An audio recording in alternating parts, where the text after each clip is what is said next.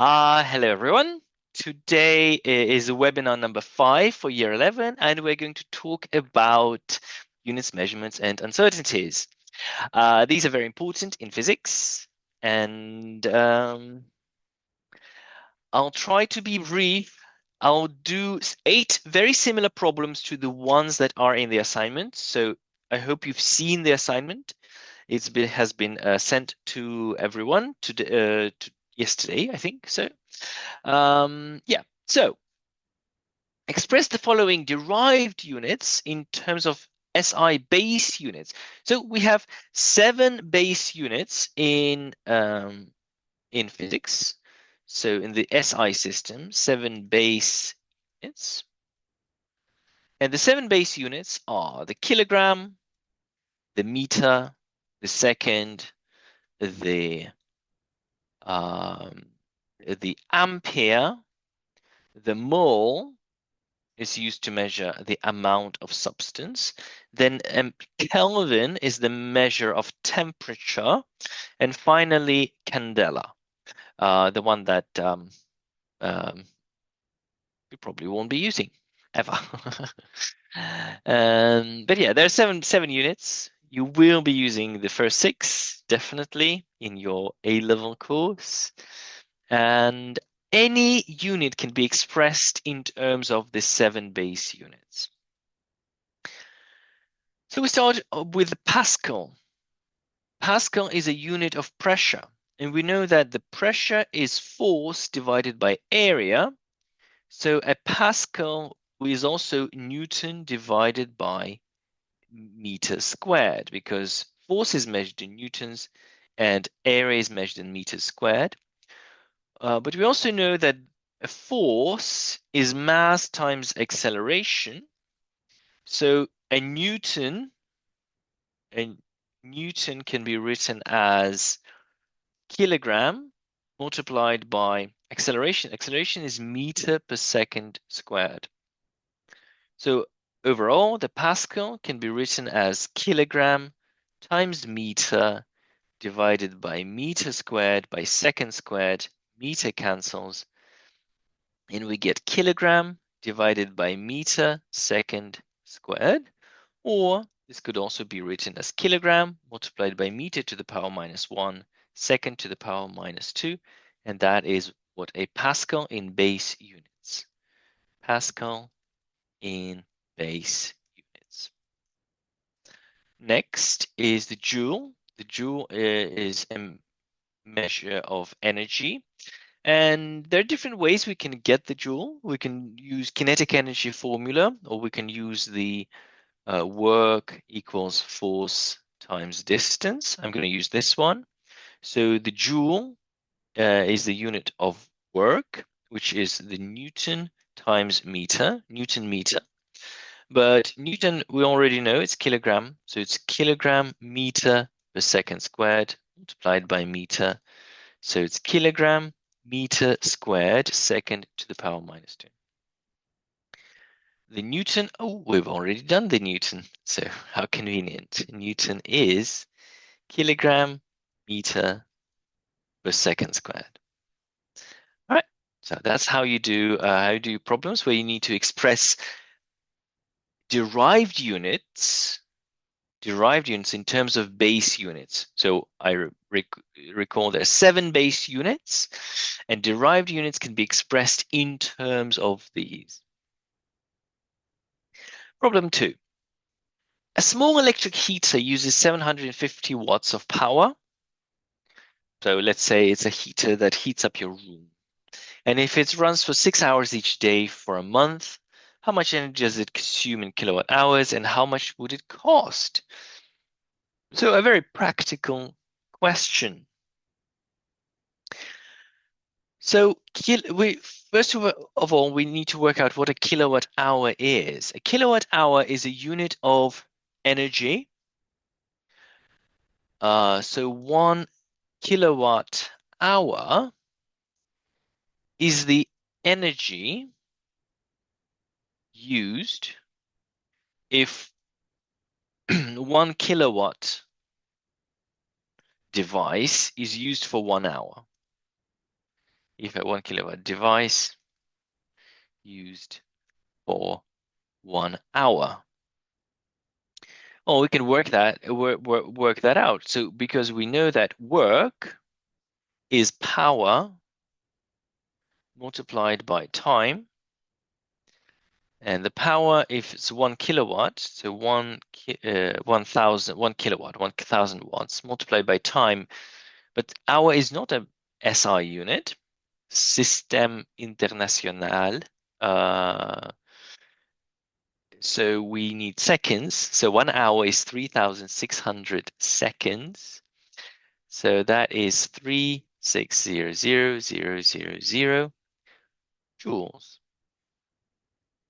So 1 kilowatt hour, 1 kilowatt hour is 3,600,000 joules. Now, if we have an electric heater, so 750 watts multiplied by 6 hours, 6 hours. Oh, actually, 6 hours times 30 days. And that is 0.75 kilowatts multiplied by 6 hours times 30 days. So that is, calculator, 0.75 times 6 times 30, 135 kilowatt hours. And this is the consumption that will be used. And if the price, so the cost, if 32 pence times 135 kilowatt hours, and so that would be times 0.32, 43.2 pounds.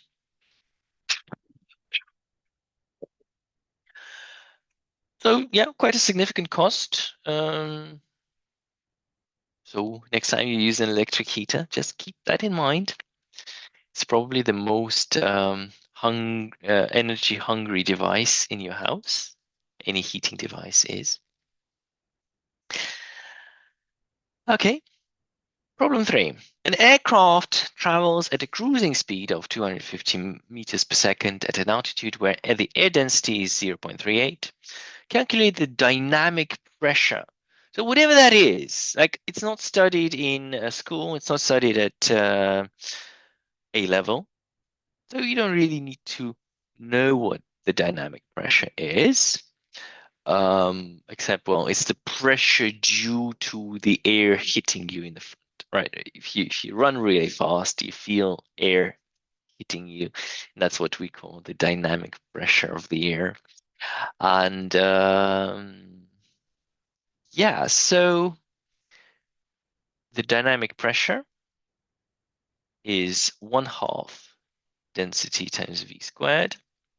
So 1/2 multiplied by 0.38 kilogram per meter cubed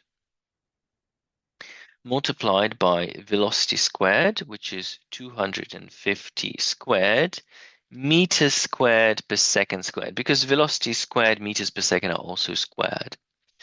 And what we get is 0.5 times 0.38 times 250 squared, 11,875. And now the units. So the meters squared cancel with the meters. So we get kilogram, meter to the -1, second to the -2.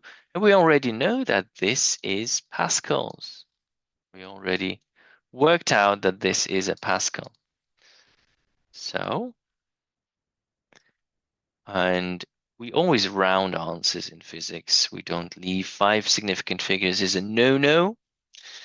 So 11.9, sorry, 11,900 pascals. pascals, and which is in kilopascals, which is 11.9 kilopascal. Right. I think that's it. Yes. Express 3.2 times 10 to the minus 5 cubic meters in cubic centimeters and in liters. Well, 3.2. I'm gonna use a slightly formal approach. Um,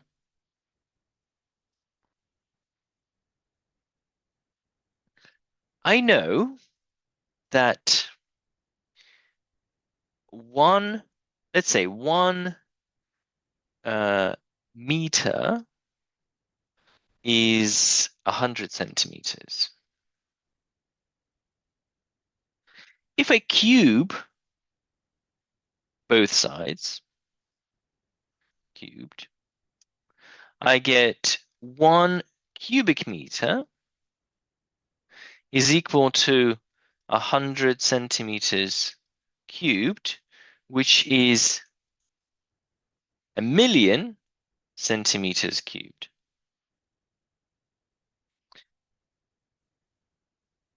Now, and because these two things are the same, I can write down that 1,000,000 cubic centimeters divided by 1 cubic meter is 1.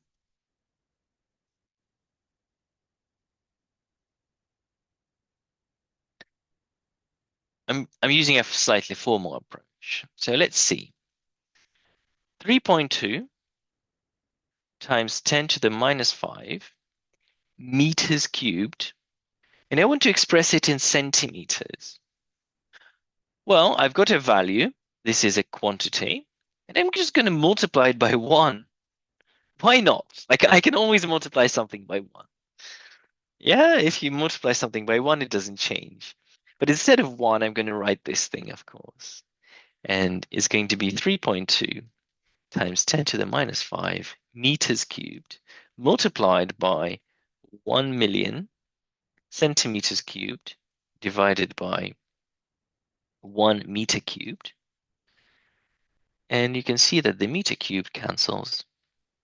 And we're left with centimeters cubed. And this 1,000,000 times 10 to the minus 5 is going to be 3.2 times 10 to the minus 5 times 10 to the 6, that's 1,000,000 centimeters cubed, which is 3.2 times 10 centimeters cubed, which is 32 centimeters cubed. 32 centimeters cubed. Ta-da. Now for B, I'm going to do it in liters, and I know that 1 cubic meter is 1,000 liters.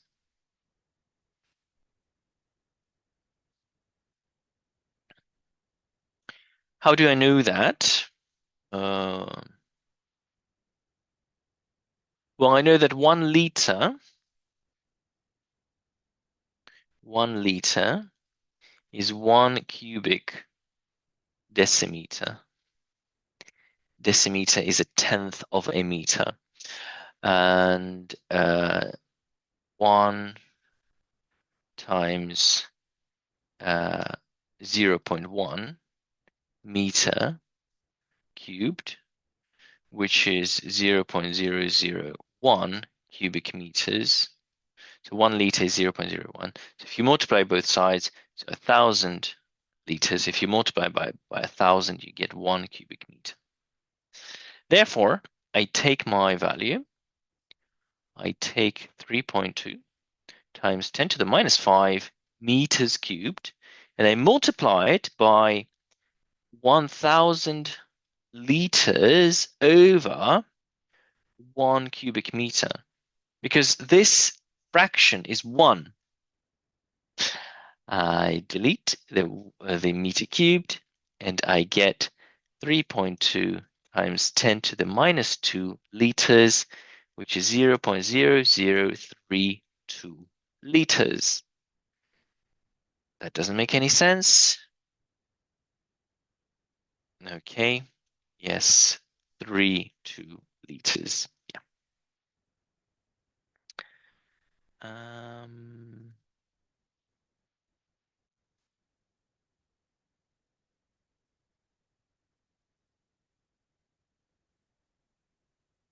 Okay. Now, problem 5. Now we're getting to uncertainties. When you're doing a measurement, there's always an uncertainty.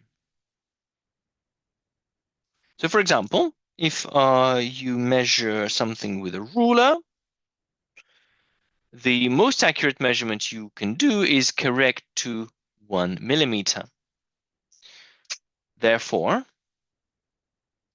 whenever you, let's say, you want to, I want to measure my calculator with a ruler, I have my calculator and I measure it with a ruler.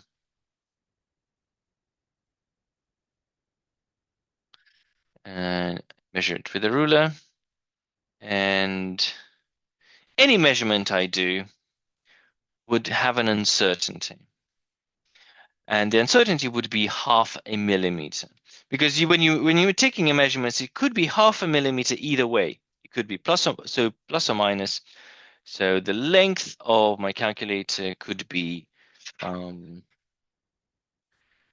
77 millimeters, 77 millimeters, plus or minus 0.5 millimeters. That's not how I would write it. I would write it as 77.0 plus or minus 0.5 millimeters. So that's how I would record my uncertainty for the uncertainty for the length of my calculator. We have two types of uncertainty. We have absolute uncertainty. So 0.5 millimeters is the delta L, and that's known as absolute uncertainty.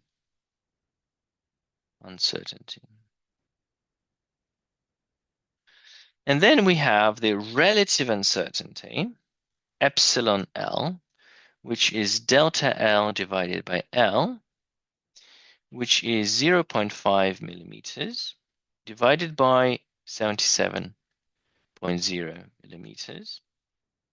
So this is a unitless quantity because you're dividing, and 0.5 divided by 77,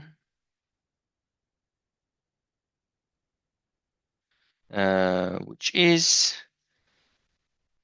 times 100, 0.00649, which can also be written as 0.649%.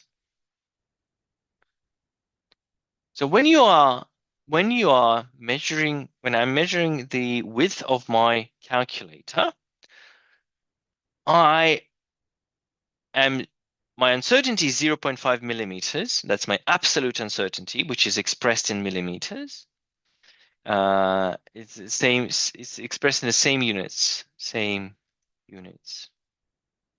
as length. And my relative uncertainty, or my percentage uncertainty, relative uncertainty, or sometimes known as percentage uncertainty. Okay. So let's see what we have in problem 5. A pendulum completes 15 oscillations. So we have a pendulum, and the pendulum goes back and forth, and 15 complete oscillations. 15 oscillations. And in 24.6 seconds. The timing uncertainty is 0.1. Okay. Well, first of all, we need to find the period. So A, time period.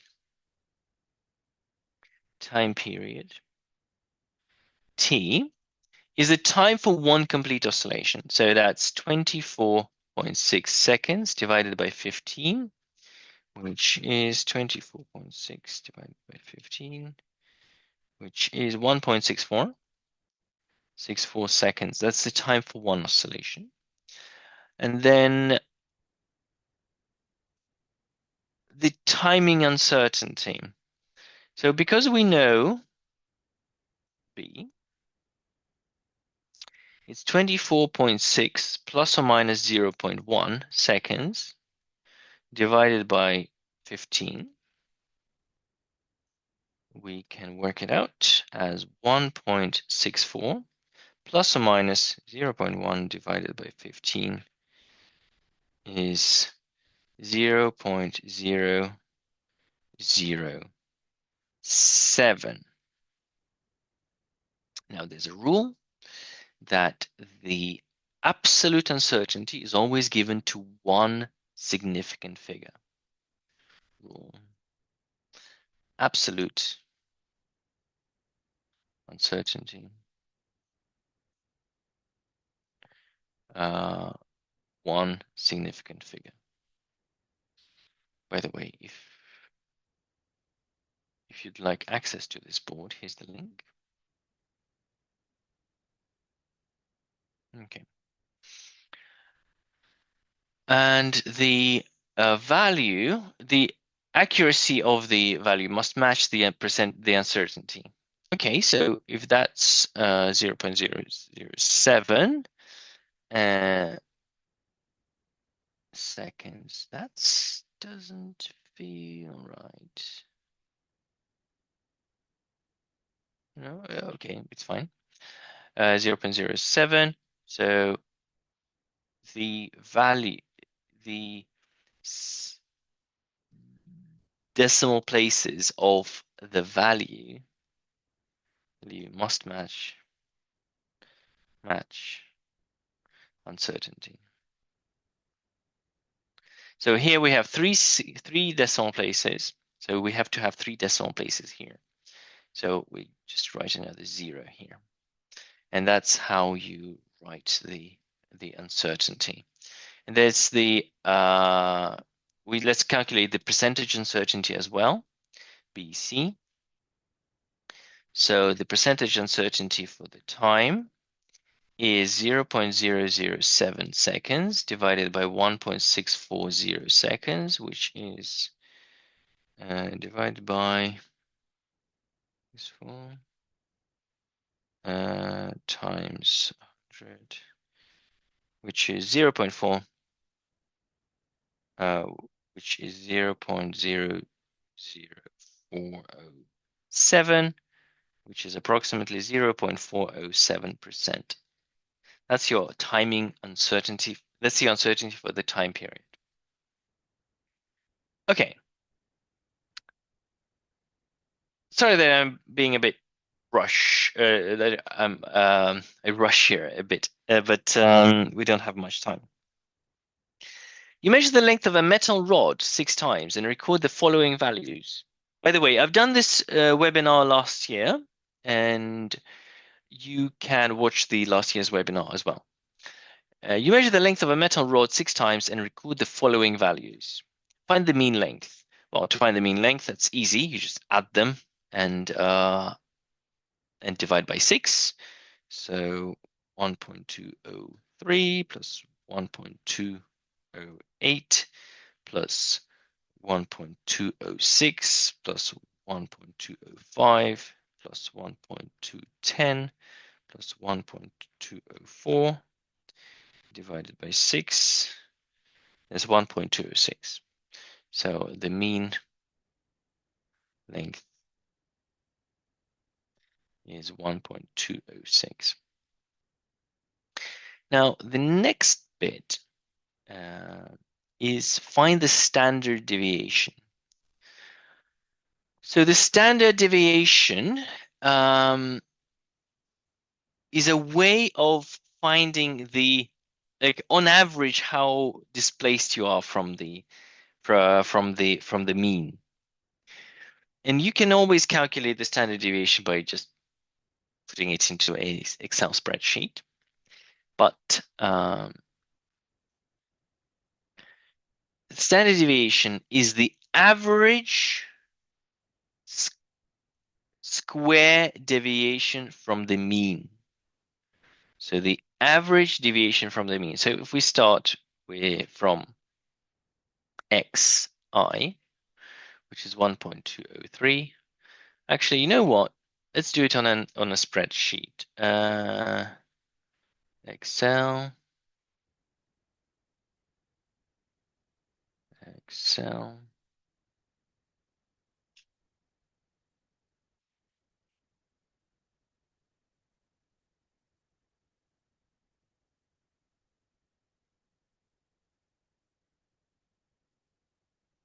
Okay. So here I write the value xi. That's just the x value. So 1.203, 1.208, 1.206, 206, and 1.205, 1.210, 1.204. So those are the 6 measurements, and I want to find the mean. Mean is equal sum of these divided by 6, the 1.206. Now for the second column, I'm going to do xi minus mean. So I'm going to subtract this from here. So I'm going to write equals x minus the mean. And you can see, so this is the difference from the mean. Then I'm going to square this value. Square this, so that's equal to this squared. Uh,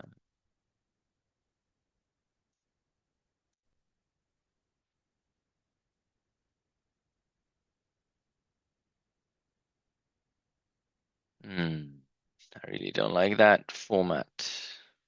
I don't want scientific, just number. Okay. Okay. So what I did is I have the values. I found the difference between the value and the mean. Then I squared that value. And then I want to find the mean of these.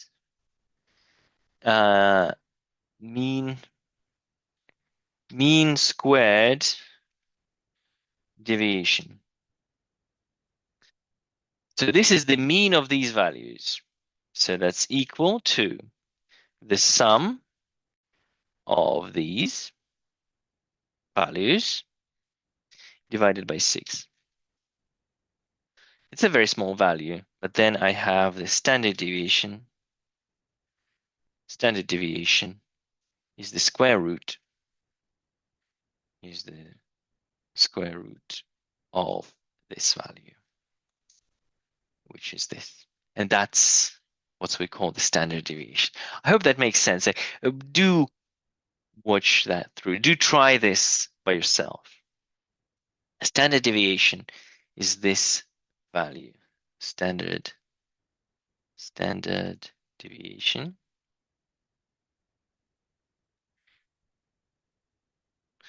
is 0.00238. 0.00238 meters. Okay, so standard deviation is like the uncertainty. It's very similar to the uncertainty. It's the average random error. And then you can say yes. So the length is 1.206 plus or minus 0.002 meters. Remember, the uncertainty has to be rounded. Okay. And that's C. Express the length. Now, Physicists don't really do that. They don't do this a lot. We have a much easier way of finding the uncertainty. What we do is we find the maximum value. So alternative. We have the minimum and the maximum value. So max minus min divided by 2. So the maximum value is 1.210 minus the minimum value, 1.203 divided by 2. So that's 0.007 divided by 2, which is 0.0035, which is approximately 0.004. And how a physicist would normally do it, we would say the length is 1.206 plus or minus 0.004 meters.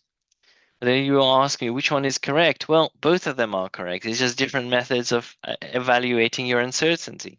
One method leads to one result, the other method leads to the other result. See, even the uncertainty has uncertainty, right? In a way. So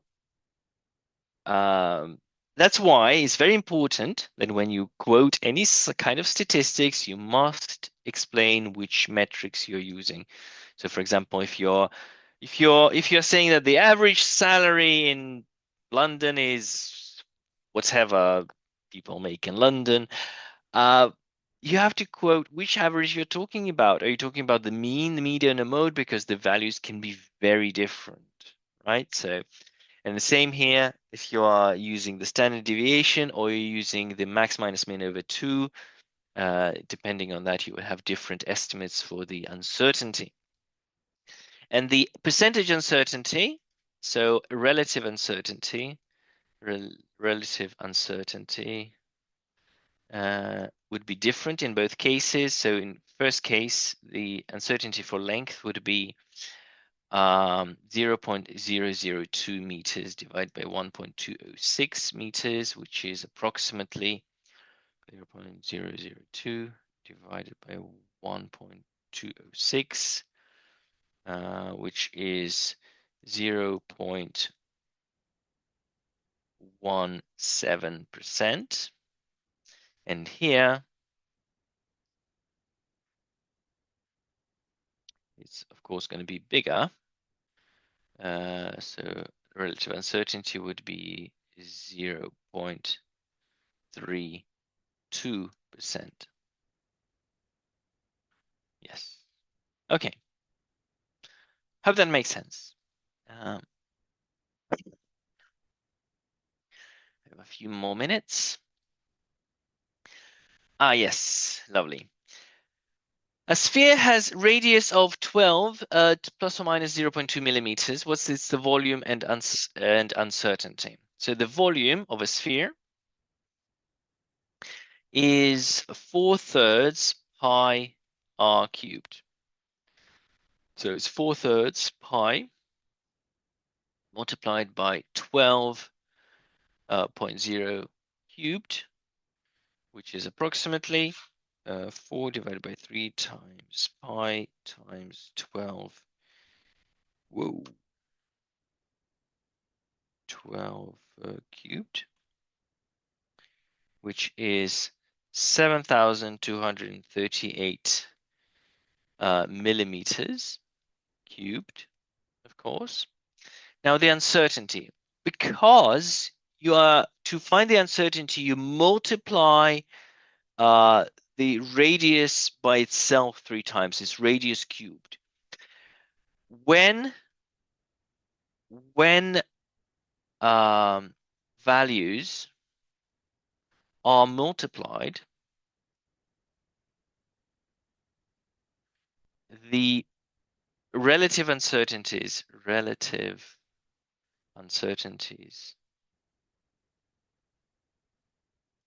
add. So what does that mean? So because you're so you have the uncertainty in the radius, which is 0.2 millimeters. But the relative uncertainty in radius is 0.2 divided by 12.0, 2 divided by 0.2, 12, which is 0.017, 0.017, which is approximately 1.7%. Now, because you multiply, so the relative uncertainty in the volume is the relative uncertainty in radius plus the relative uncertainty in radius plus the relative uncertainty in radius. Because you're multiplying radius by radius by radius, so you add the percentage uncertainties, which is 1.7% plus 1.7% plus 1.7%, and that is whatever that is, 5.1% times 3. It's actually 5. Well, 5%, but okay. I've round. It's a rounding error. 5.1% is the uncertainty for volume, and then we just take 5% of that. 5.1% of 7,238 millimeters cubed is 0.051 times 7,238, which is 369 millimeters cubed, which is approximately 400. Remember, the uncertainty must be to one significant figure. So the volume V must be 7,200 plus or minus 400 millimeters cubed. That's how you do it. So you find the volume first, but it is too precise, too many significant figures. Then you find the uncertainty by finding the relative uncertainty, multiplying it by 3. You get the uncertainty in volume because it's radius cubed, and then you find 5% of your value, which is 400. It has to be rounded to one significant figures, one significant only. Right, and then you get the value for volume. Sorry, I mean, I am being a bit rushed here because I literally have 2 or 3 minutes left. But yeah.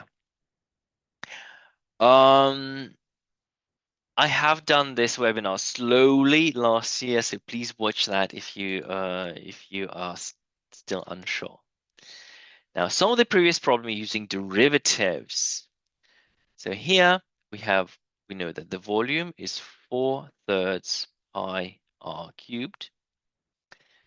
Now, if you want to find the uncertainty in volume divided by the uncertainty in radius is approximately the same as the derivative of volume with respect to radius. And to do this, we differentiate this bit, and it becomes 4/3 pi multiplied by 3r squared. 3 cancels, which is 4 pi r squared. And we have the uncertainty in volume is approximately equal to 4 pi r squared multiplied by the uncertainty in radius. And we know that the radius is 12. Radius is 12 millimeters. And we know that the uncertainty in radius is 0.2 millimeters. So we multiply this, so it's 4 pi multiplied by r12 squared times 0.2, and that should give us 4 times pi times 12 squared times 0.2, which is about 362 millimeters cubed, which is approximately 400 millimeters cubed. So the volume is 7,200 plus or minus 400 millimeters cubed. That's it. So I hope that was useful in a way. I hope I didn't lose lose a lot of you.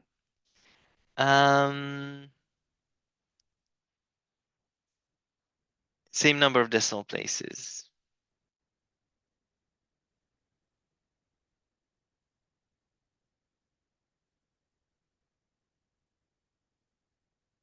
Well, yes, you can use Excel. I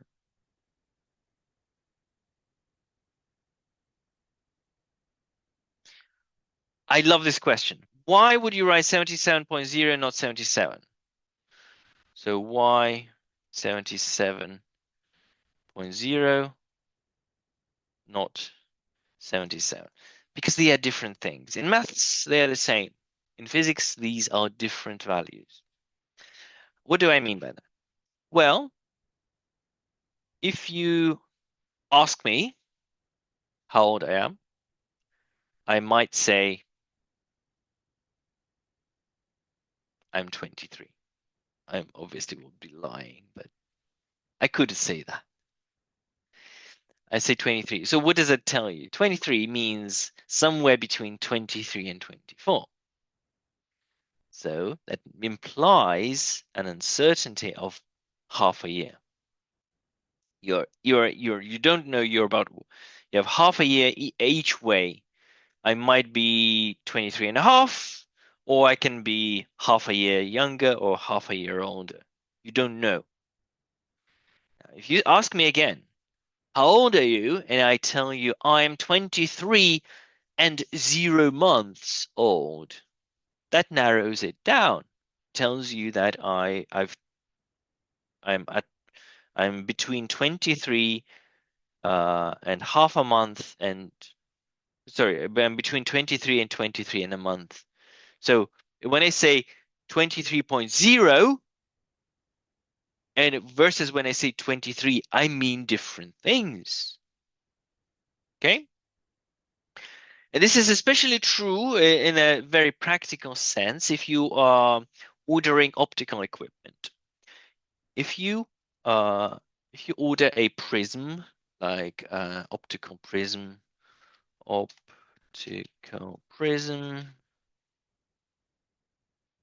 which looks like this.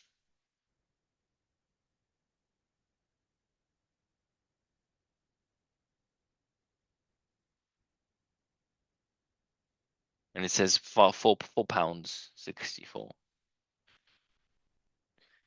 If you